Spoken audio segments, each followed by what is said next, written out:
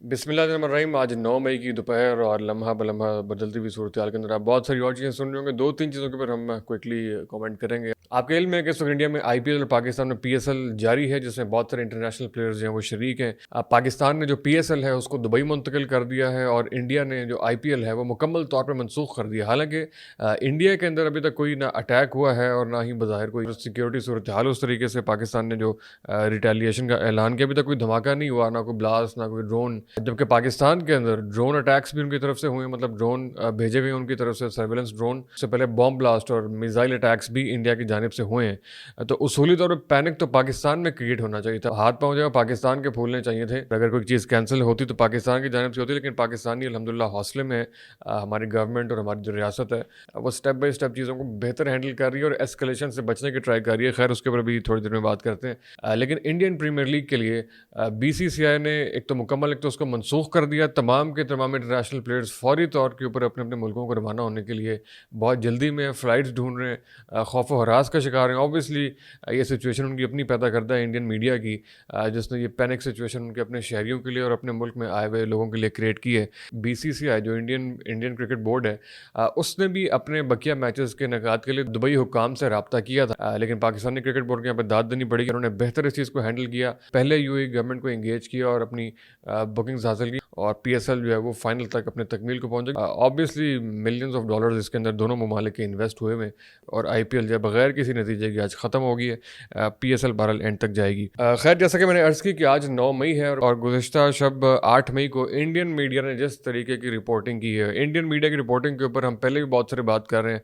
Main stream Indian channels जिनके बारे में किसी हद तक ये खुशगुमानी थी कि वो शायद रिस्पॉन्सिबिलिटी के साथ रिपोर्टिंग करते हैं और तज़िया करते हैं, लेकिन जो रवैया उन्होंने इख्तियार किया है, मतलब ये कि लाहौर को फतह कर लिया, जनरल आसिम मुनीर को सैक करवा दिया, कि Pakistan has removed chief of army staff, और इस तरह की बहुत सारी बेसुरा बातें। और इस तरह की टोन में पाकिस्तान में कोई बात करे तो उसको हम कहते हैं यार हकीकत टीवी टाइप रिपोर्टिंग है। इस तरह का हमारे यहाँ एक आधा है, मैंने कभी देखा नहीं है, लेकिन मशहूर है कि वो इस तरह की चीज़ें करते हैं, सनसनीखेज़ और बिल्कुल बेबुनियाद। पूरे का पूरा इंडियन मीडिया जो है ना वो हकीकत टीवी किस्म का रोल प्ले कर रहा है, बल्कि उससे भी बहुत ज़्यादा आगे। और जो चंद एक सेन वॉइसेस इंडिया के अंदर रह गई हैं, उन्होंने सुबह आज ये ट्वीट की, अभी हम यहाँ पे ट्वीट्स आपको यहाँ पर दिखा भी रहे हैं, स्क्रीनशॉट्स आपको दिखा भी रहे हैं, कि उन्होंने कहा कि पहली बार हम इंतहाई शर्मिंदगी से गुज़िश्ता रात की अपनी ट्वीट्स डिलीट कर रहे हैं, जो कि रिपब्लिक ऑफ इंडिया और इंडिया टाइम्स और लाइव इंडिया जो कि इंडिया के टॉप मेन स्ट्रीम चैनल्स हैं, उनकी रिपोर्टिंग की बुनियाद पे वो भी हकीकत समझ बैठे थे कि लाहौर में अटैक हो गया है, इस्लामाबाद इज अंडर अटैक, और इंडियन आर्मी ने शायद को बहुत बड़े झंडे गाड़ दिए। और अब हमें बिल्कुल वो सिचुएशन समझ में आ रही है कि जंग से एक हफ्ता पहले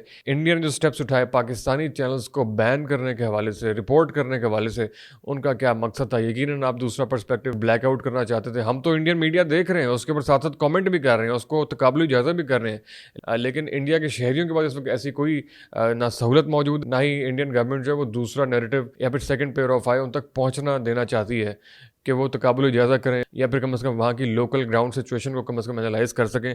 तो बिल्कुल समझ में आ रहा है कि इंडियन मीडिया ने पाकिस्तानी चैनल्स को ब्लैकआउट क्यों करवाया, बैन क्यों करवाया, यकीनन यही सब कुछ करने के लिए। और रोज़ बरोज़ जो है वो नई नई लिस्टें आ रही हैं। आज जब मैं आपसे बात कर रहा हूँ 9 मई को, तो हमारे बहुत सारे मेन स्ट्रीम यूट्यूबर्स जिनका करंट अफेयर से कोई ताल्लुक भी नहीं है, मसलन वाइल्ड लेंथ बाय अब्रार, जिसकी पाकिस्तान और इंडिया में बहुत रिस्पेक्ट की जाती है अक्रॉस द बोर्ड, जो उनका कॉन्टेंट है, एक ट्रैवल व्लॉगर हैं जो कि पूरी दुनिया में जाते हैं, उनका सॉफ्ट इमेज पेश करते हैं वहाँ के फूड की और बहुत सारी, खैर आप जानते हैं कि उनका किस किस्म का कॉन्टेंट है, बेज़रूरी किस्म का, उनको बैन कर दिया गया। जुनैद अकरम को बैन कर दिया गया, जानियाल शेख को बैन कर दिया गया। इस तरह की एक बहुत सारी लंबी लिस्ट है। और खैर लास्ट में एक और बहुत इंपॉर्टेंट इशू की तरफ मैं थोड़ी सी बात करना चाहता हूँ, इसमें तफसीली बात आज करेंगे हम लाइव हम परसों भी आए थे, तकरीबन 2-2.5 घंटे आपसे बहुत सारे लाइव कमेंट्स भी, और वो भी आज शाम को भी बरोज़ जुमा 9 मई को रात 8 बजे इंशाल्लाह हम लाइव आएंगे। रात एक ट्विटर स्पेस सुनने का इत्तेफाक हुआ जो कि पीटीआई की ऑफिशियल मीडिया टीम ने अरेंज की थी। उसके अंदर इकरारुल हसन साहब को दावत गुफ्तगू दी गई और शुरका के अंदर या लिसनर्स के अंदर इमरान रियाज और फैसल जावेद खान और बहुत सारे जितने भी पीटीआई के सोशल मीडिया एक्टिव यूज़र्स हैं, सारे के सारे उसमें मौजूद थे।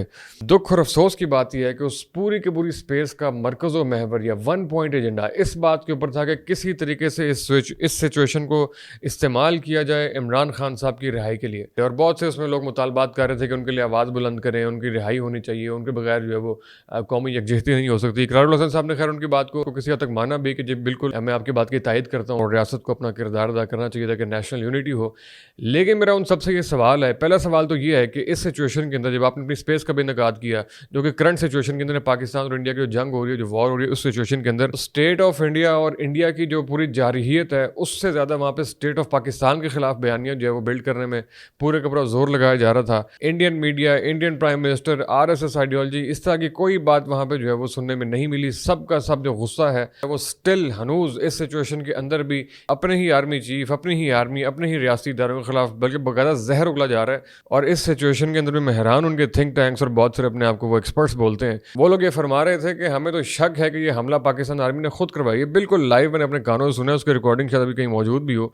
کھلم کھلا وہاں بڑے کیجولی وہاں بیٹھ کے بیان فرما رہے ہیں کہ یہ سچویشن آرمی کی خود سیلف کریٹڈ ہے, عمران خان سے توجہ ہٹانے کے لیے اور PTI کی تحریک سے توجہ ہٹانے کے لیے. انتہائی حیرانی ہوتی ہے کس حد تک ان لوگوں کی آنکھوں میں پٹی بن چکی ہوئی ہے, کس اندھی تقلید کا شکار ہیں. خیر بالفرض محال آپ کے تمام تر مطالبات جائز بالکل تسلیم کرتے ہیں, اور ٹھیک ہے جی, عمران خان سے مل آواز بلند کرتے ہیں, ان کو رہا ہونا چاہیے, بالکل ہونا چاہیے. اور ہم یہاں پہ اس پلیٹ فارم کو بڑا سیریسلی جتنی بھی ہماری آواز ہے, یا پھر جو اقرار صاحب کی بھی آواز ہے, انہوں نے بھی بولا کہ جتنی میری آواز ہے اس پلیٹ فارم سے میں مطالبہ کرتا ہوں کہ جی ٹھیک ہے جی, نیشنل یونٹی کے لیے عمران خان صاحب کو رہا کیا جائے. یا پھر اگر APC کوئی ہوتی ہے پاکستان کی تمام سیاسی جماعتوں کی, تو آبویسلی عمران خان کے بغیر وہ APC ارریلیونٹ ہوگی. لیکن اگر یہ نہیں ہوتا, اگر عمران خان صاحب رہا نہیں ہوتے, تو عمران خان کے بغیر والا جو پاکستان ہے, اس پاکستان کے بارے میں آپ کی کیا رائے ہے؟ کیا عمران خان کے بغیر والا پاکستان کیا قبول نہیں ہے؟ کیا آپ اس کے پیچھے کھڑے نہیں ہوں گے؟ کیا انڈیا کے خلاف اپنے ریاستی اداروں کا ساتھ آپ نہیں دیں گے؟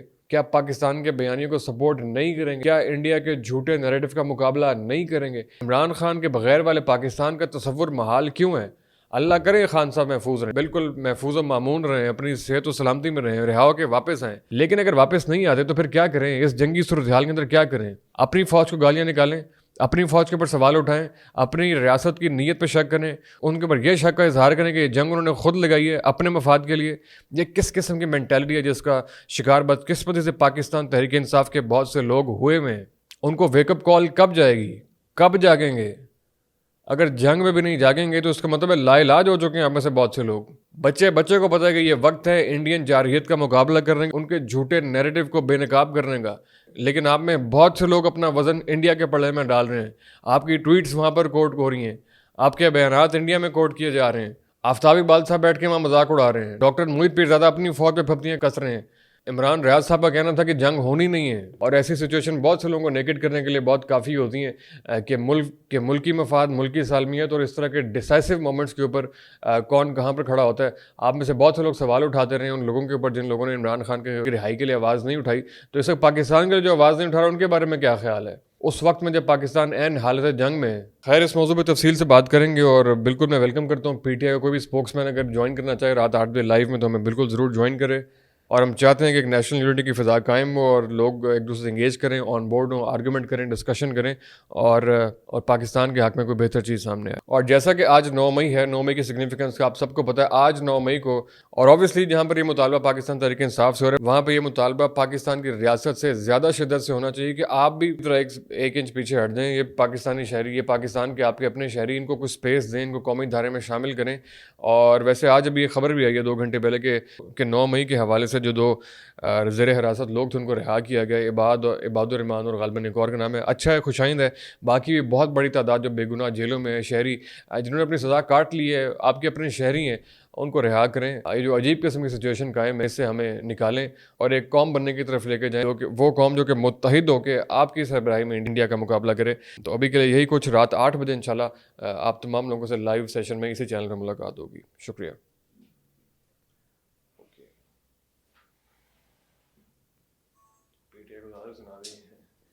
چلیں گے